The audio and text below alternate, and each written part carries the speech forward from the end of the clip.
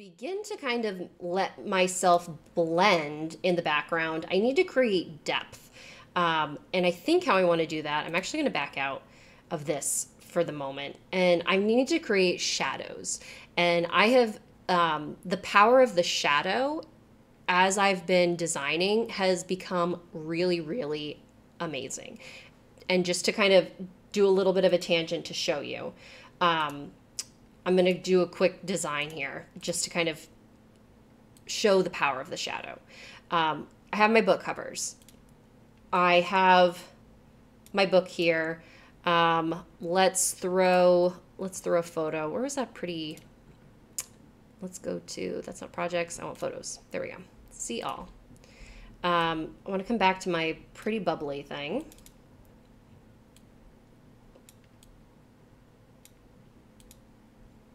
All right.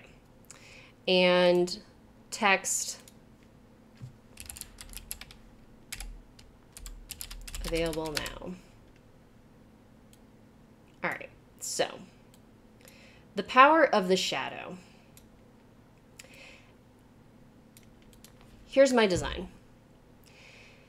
It's fine.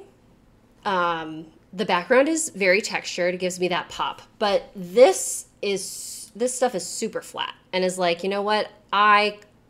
It clearly looks like I just copied and pasted a picture of my cover onto an image and doesn't really give me like, ooh, vibes. Power of the shadow. I'm going to go to my handy dandy effects and switch to neon.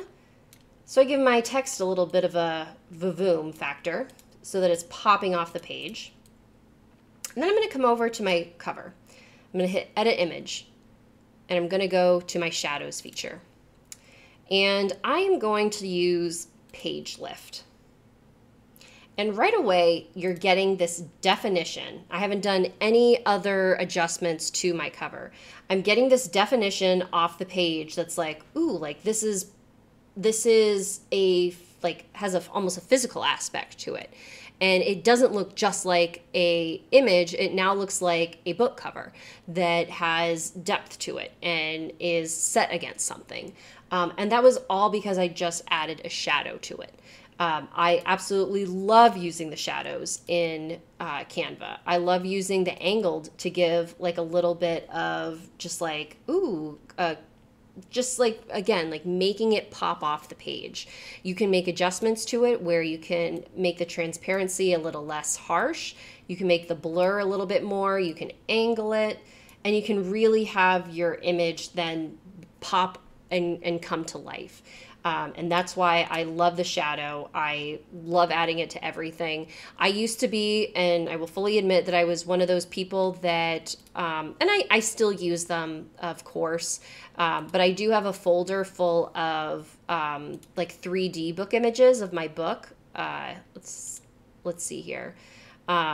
Yes, like book images like this. So it looks like I have, you know, a real book that's being presented against this.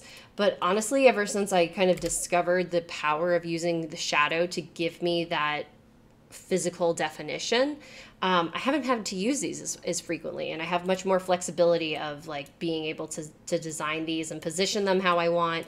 I'm no longer, you know, I don't have to have everything positioned over to the right because the spine isn't available.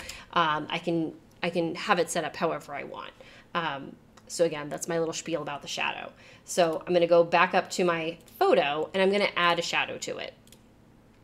And I'm going to do a little bit of an offset so that you can see it to just one side. So it looks like the lighting is coming from a particular direction.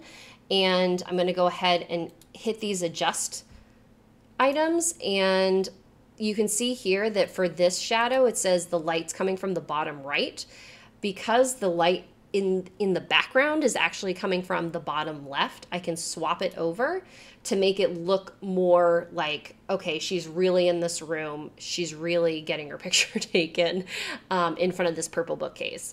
And I'm going to offset it a little bit more so that that shadow, the reach of the shadow is bigger, but I'm going to make it blurry.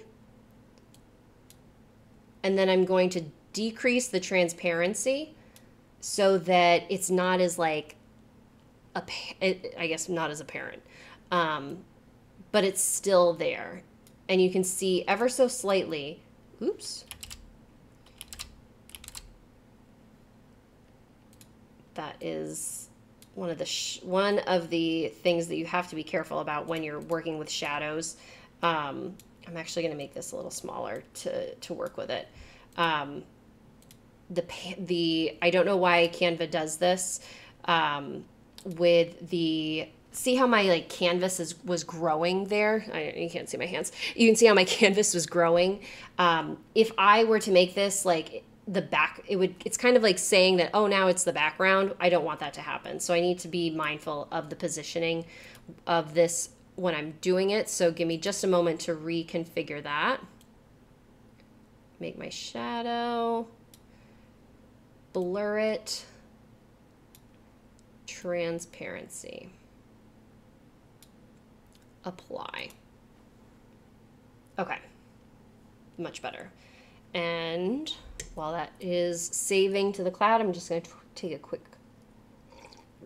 drink break. Okay, we're back in business. So I'm going to pull this up. So now I've got my shadow, and you can see that I'm no longer this like flat image on top of my purple bookcase photo. So that's one hurdle out of the way.